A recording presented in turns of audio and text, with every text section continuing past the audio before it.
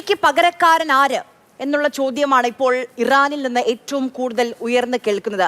America Shah ഭരണകൂടത്തിൽ നിന്ന് ഒരാളെ റസാ പൽവിയെ കൊണ്ടുവരാൻ ശ്രമിക്കുന്നുണ്ട്, ആ രീതിയിലുള്ള പ്രതികരണങ്ങൾ ശ്രമിക്കുന്നുണ്ട്. പക്ഷേ ഇറാഖിലൊക്കെ കയറി അവിടെ അധിനിവേശം ചെയ്തതുപോലെ ഇറാനിലേക്ക് പോയി അവിടുത്തെ ഒരു ഭരണമാറ്റം അത് അമേരിക്കയ്ക്ക് സാധ്യമായ കാര്യമല്ല.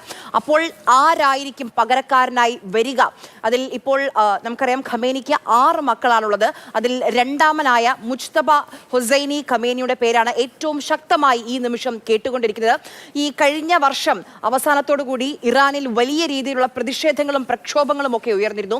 ആ പ്രതിഷേധങ്ങളെ അടിച്ചമർത്താൻ ഏറ്റവും മുന്നിൽ നിന്ന് സർക്കാരിനെ സഹായിച്ച നേതാവ് അത് മുജ്തബ ഹുസൈനി ഖമേനിയാണ്. മുജ്തബയുടെ പേര് പലതവണ ഖമേനിയുടെ പകരക്കാരനായി കേട്ടിരുന്നു. ഇപ്പോഴും ആ പേര് തന്നെയാണ് ഏറ്റവും ശക്തമായി മുന്നോട്ട് വരുന്നത്.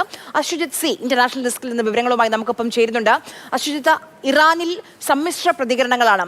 ഒരു ഭാഗത്ത് പള്ളികളിൽ ആ വിലാപം, ആ വിയോഗത്തിലുള്ള അവരുടെ ദുഃഖം അത് നമുക്ക് കാണാൻ കഴിയുന്നുണ്ട്. പുണ്യമാസം കൂടിയാണെന്ന് നമ്മൾ ഓർക്കണം. പക്ഷേ മറുഭാഗത്ത് ഈ മതഭരണം അല്ലെങ്കിൽ ഇസ്ലാമിക് ഭരണം അവസാനിച്ചു, ഇനി ഞങ്ങൾ സ്വതന്ത്രരാണ് എന്ന പ്രഖ്യാപനവും ജനതയുടെ ഭാഗത്ത് നിന്ന് കേൾക്കുന്നു. ഇനി ഇറാന്റെ ഭരണം, ഇറാന്റെ മുന്നോട്ട് പോക്ക് അതെങ്ങനെയായിരിക്കും?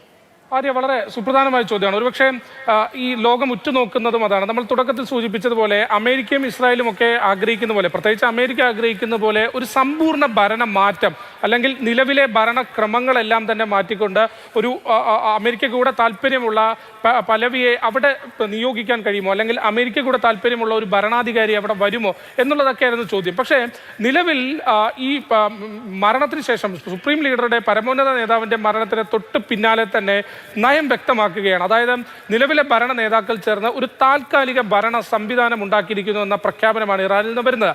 പ്രസിഡന്റ് നേതൃത്വം കൊടുത്തുകൊണ്ട് ചീഫ് ജസ്റ്റിസിന്റെ മറ്റൊരു അംഗമാക്കിക്കൊണ്ട്, ഒപ്പം ജുഡീഷ്യൽ കമ്മിറ്റിയിലെ ഒരു അംഗം, ഇങ്ങനെ 3 പേർ ചേർന്ന് ഇറാന്റെ താൽക്കാലിക ഭരണം ഒരുമിച്ച് കൈയാളുമെന്നാണ് ഇപ്പോൾ പുറത്തു വരുന്ന വിവരങ്ങൾ. അതായത് പ്രസിഡന്റിന്റെ നേതൃത്വത്തിൽ ചീഫ് ജസ്റ്റിസും ഒപ്പം ജുഡീഷ്യൽ കമ്മിറ്റിയിലെ മറ്റൊരു അംഗവും. ഇവർക്കായിരിക്കും പരമോന്നത നേതാവിന്റെ അഭാവത്തിൽ ഇറാനെ നയിക്കാനുള്ള ചുമതല.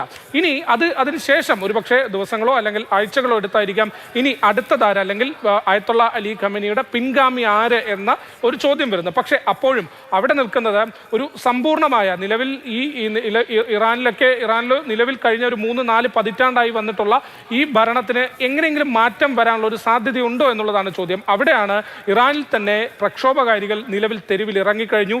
അമേരിക്ക ഈ വാർത്ത സ്ഥിരീകരിച്ചപ്പോൾ തന്നെ, അതായത് ഇറാൻ ഔദ്യോഗികമായി സ്ഥിരീകരിക്കുന്നതിന് മുമ്പ് തന്നെ, ഇന്ന് ഇന്ത്യൻ സമയം പുലർച്ചെയോടെ തന്നെ ഖമേനി കൊല്ലപ്പെട്ട വാർത്ത വന്നതിന് തൊട്ട് പിന്നാലെ, ട്രംപിന്റെ പ്രഖ്യാപനം വന്നതിന് തൊട്ട് പിന്നാലെ ഇറാനിൽ തന്നെ പലയിടത്തും പ്രക്ഷോഭകാരികൾ വലിയ ആഹ്ലാദ പ്രകടനമാണ് നടത്തുന്ന ആ ദൃശ്യങ്ങളും പുറത്തു വന്നിരുന്നു. മറ്റൊരു വശത്ത് ആര്യ സൂചിപ്പിച്ചതുപോലെ തന്നെ ഖമേനിയുടെ മരണത്തിൽ വലിയ വിലാപവും പ്രാർത്ഥനയും, ഇനി അടുത്തത് ആര് എന്നൊരു കാത്തിരിപ്പുമാണ് കാണുന്നത്. അപ്പോൾ ഇറാനിൽ തന്നെ ആഭ്യന്തരമായി എന്താണ് ഇനിയൊരു സൊല്യൂഷൻ, അല്ലെങ്കിൽ വാട്ട്സ് നെക്സ്റ്റ്, അടുത്തത് എന്ത് എന്നുള്ളൊരു ചോദ്യചിഹ്നമായി തന്നെ അവശേഷിക്കുകയാണ്.